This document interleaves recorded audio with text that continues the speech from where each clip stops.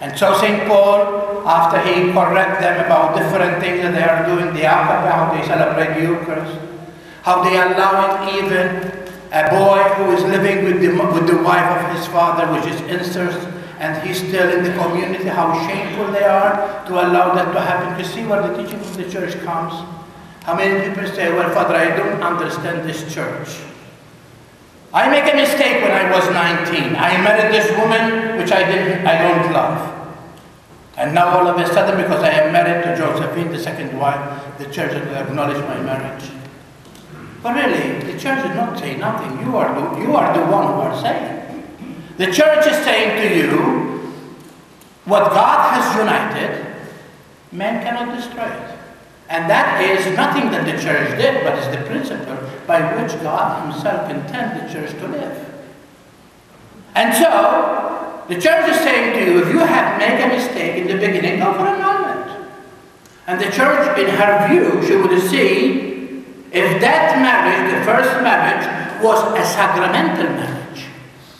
The church cannot say that marriage never happened. But she can say that marriage as a sacrament never took place. Because either him or her or both let forth. And that comes by witness and by oath of truth. She's not going to do it like this because if you have money, you have money. That's not true. I have annulment like more than I lost my head. But you have to understand that you have to go to the core of what the church is asking you. What happened from the time of encounter and engagement, that is what the church is concerned, those times. And if you can prove me that in this time there is a behavior that continues into marriage, then you have grounds. Maybe he was out of it. Maybe he was drunk. Maybe he was under the influence of drugs. Maybe he was not truthful. Maybe he said he was single and he was married some other place. And that is what the church constitutes, what really let go of what really it was a sacrament or not. People are concerned about children. The children will say those are illegitimate children. They are your children. But beside the point, the church has to make decisions, and the decision is based on Scripture. That's why St. Paul said what he said. Now St. Paul today said this. Remember that what happened in the past, it happened to be an example for us. As your mother always told you, learn from your mistakes. I still remember it. Do good and forget it. Do evil and remember it, so you don't repeat again. Did you hear that, idiot? Fine. It's true. That's exactly what we are. We repeat mistakes because we don't think twice. And that's why St. Paul today, he said, our ancestors were all under a cloud and passed through the sea. And so do we. We are under the cloud because now Christ is our light. And we pass through the sea, to the baptisms. We enter into that water of baptism and rise with Jesus to a new life. And all of them were baptized into Moses and the cloud and the sea. They all ate the same spiritual food and drank the spiritual drink and drank the spiritual rock. And that rock was Christ. And here we are. That's why we come every Sunday.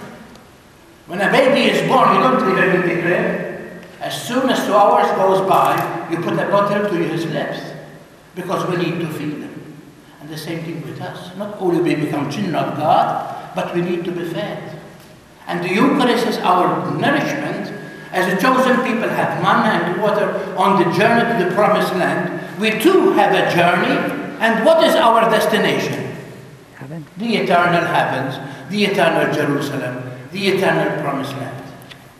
And then he continued, yet God was not pleased with them, for they were all struck down in the desert. It's true.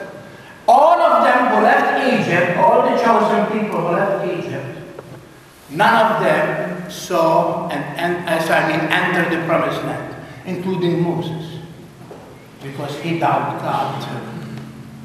These things happened as an example for us so that we might not desire evil as they did. Do not grant as some of them did and suffer death by the destroyer. How many times we complain about church, complain about the faith, complain about the commandments, complain about this and that, and even complain against God. God, I always go to church. God, I do always good things. Why do you have to punish me? Why do you have to let my mother go? Why do you let my daughter get sick? Why this and why that and why that? It's like God is there and saying, today we hit on Jim. Tomorrow we hit on Carmel. Today we hit on Mary. Do you think God is like that? God is love. And those things happened for us for three reasons. First of all, to remind us that we have a relation with Him. How many people, they stay away from church and God. And all of a sudden, when they go to the doctors and something happened to them, oh, the candles of the church is not enough. The telephone, you have to be there to answer them. And God forbid, you don't put them on the list for prayers, but they never darken the church. The Lord is saying to you, I am not your buzzer. I am not your servant. You are mine. And so you need to have a relation with me. You got that relationship because you think that golfing on Sunday morning or going shopping or doing all errands and working around the house is more important than my word, my Eucharist. Without me, you cannot have no life. Unless you eat of me and drink of me, you have no life. Man does not live by bread alone, but by every word that comes from the mouth of God. When I am going to get it, in order that our life will be full of peace. And then He said to us, these have been written as a warning, upon whom the end of ages has come. Because we know that by Jesus, the new covenant has been revealed. But I want you to remember and repeat this during the week.